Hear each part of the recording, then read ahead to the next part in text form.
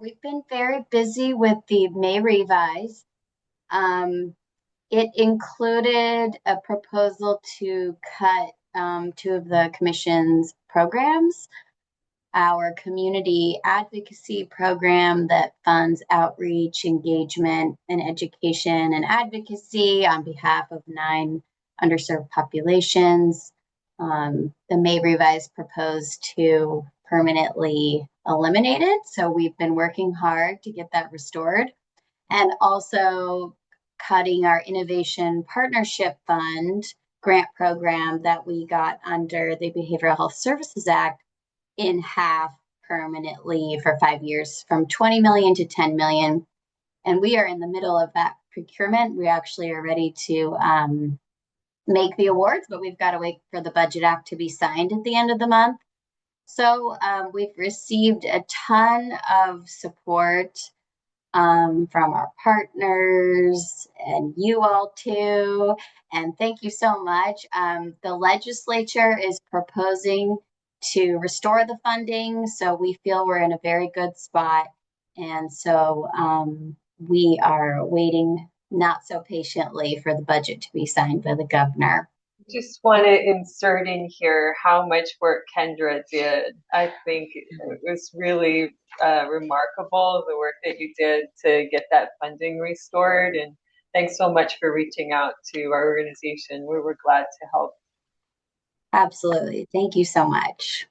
We're stronger together. So that's obviously been a big piece of our work lately, but we do have a couple other things coming up. We have 2 advisory committees that include public members in addition to commissioners. It's the Client and Family Leadership Committee and the Cultural and Linguistic Competency Committee. The commission voted to join those committees temporarily just for 3 meetings to work on our Innovation Partnership Fund, but then they voted to split them back up. And I know a lot of people were hoping for that, so they did. We are, at the request of stakeholders, working on a new recruitment for these committees. We hope to have it out very soon. So I'm happy to share that with you all when it comes out. We are hoping to get for the, let me find the charter for you here. Basically, they'll each be weighing in on our grant development, research, policy, legislation, advocacy work. The Client and Family Leadership Committee is the voice of client and family members with lived experience. And then the Cultural and Linguistic Competency Committee is cultural and linguistic competency, ensuring the needs of individual cultures, languages, and backgrounds are considered. So be on the lookout for recruitment. There'll be applications, so that's exciting. We're hoping to start those back up.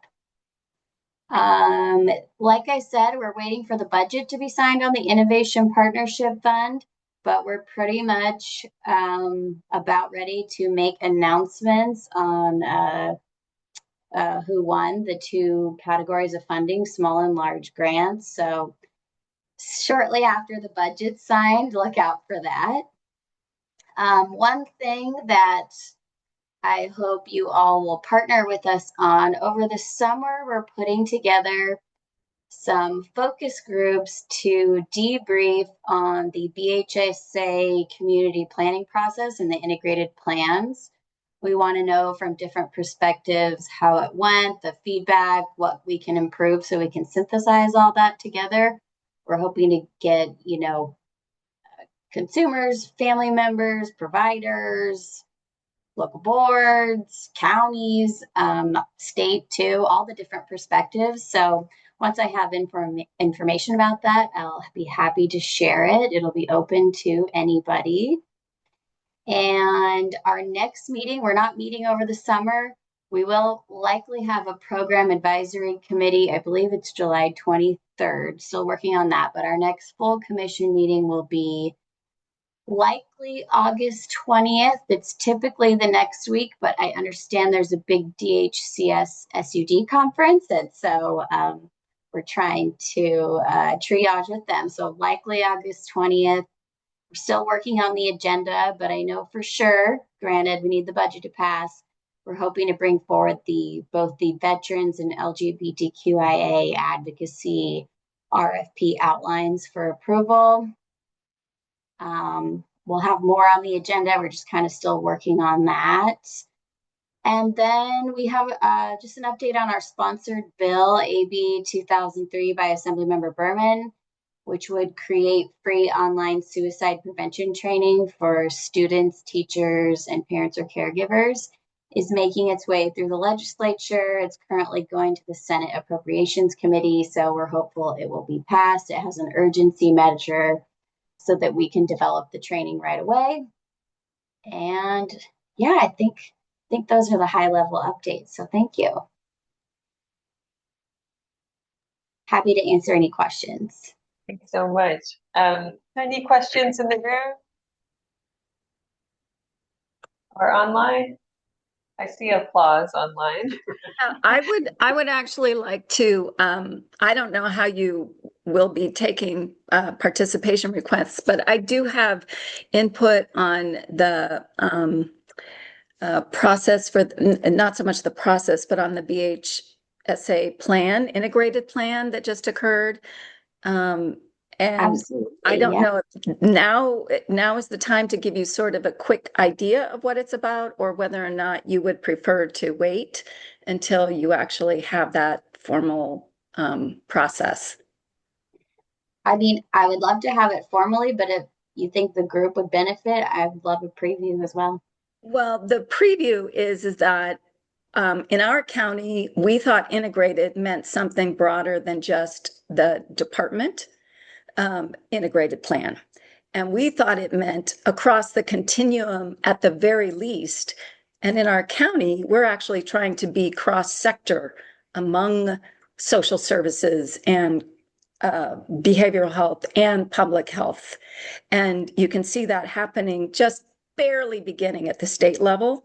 But the real issue, the most immediate issue, is that we have been recommending to our Board of Supervisors for years that we need better communication to the public across the entire continuum on where to go. And with CALAIM, and now it being all through mild to moderate through the managed care plans, at the very least, we expected that the managed care plans would be a part of this integrated plan, and they were not. And we still don't know what's in the managed care plan. And so that we expected, or we had hoped, actually, I should say, we had hoped that there would be something about communication to the public included in the BHSA integrated plan. And there wasn't. And so those are some improvements that we would like to see.